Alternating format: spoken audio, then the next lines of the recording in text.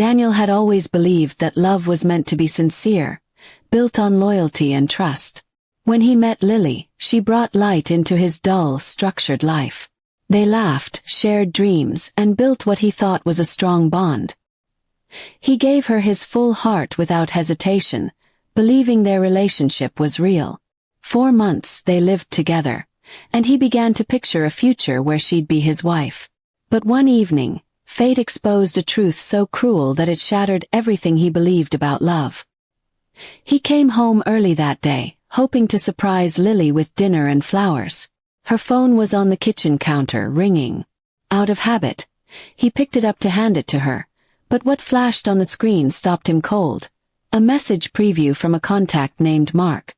It read, "Just a few more weeks, and she'll be mine again." Confused, Daniel's hands trembled as he scrolled through the messages. What he found were conversations between Lily and Mark, full of promises and secret plans. In the chat, Lily had written, "Don't worry, he's just a temporary guy. I'll leave him when you return."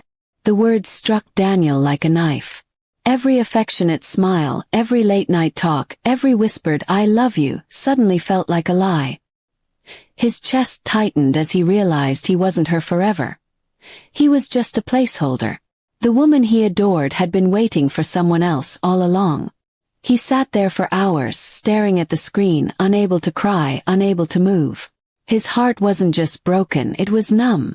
When Lily came home later that night, humming a song, Daniel looked at her differently for the first time.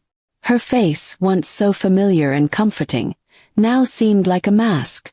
She noticed the phone in his hand and froze, her smile fading instantly. "You read my messages," she said, her voice trembling slightly. Daniel didn't reply. He simply nodded, setting the phone down on the table. The silence between them was unbearable. She tried to explain, saying things like, "It wasn't serious and you were good to me, but..." Each word only deepened his pain. Daniel stood up and walked past her.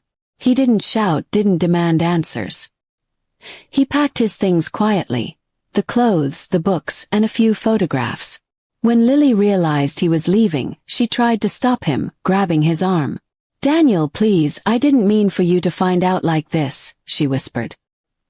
He turned to her with eyes full of quiet sorrow. "You didn't mean for me to find out," he said softly, "but you meant every word you wrote." That night, Daniel left the apartment without looking back.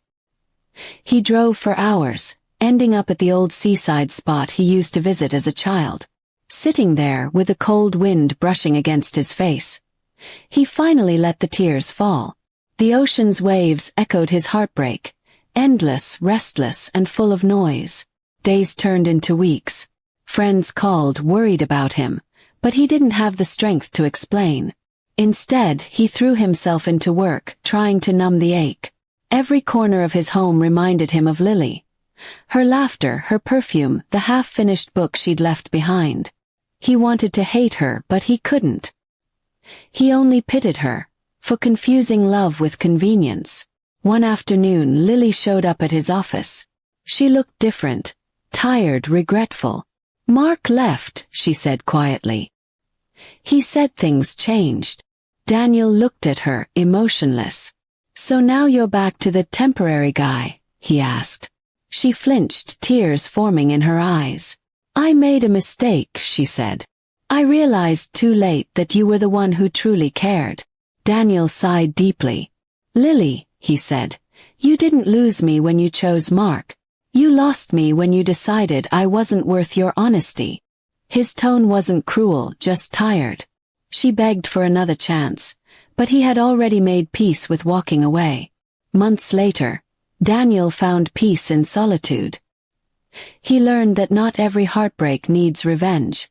Sometimes silence speaks louder.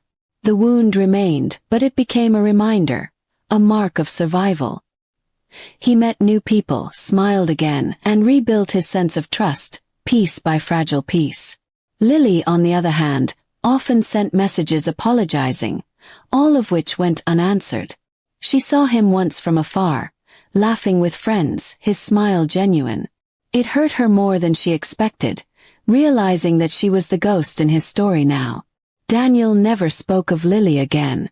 But every time he saw a sunset, he remembered that night he left her apartment, and how, despite the pain, that was the first step toward reclaiming his dignity. Sometimes love isn't about holding on. It's about letting go before it destroys you completely. And so, he walked forward. No longer a temporary man, but someone who finally learned his worth in the silence that followed betrayal.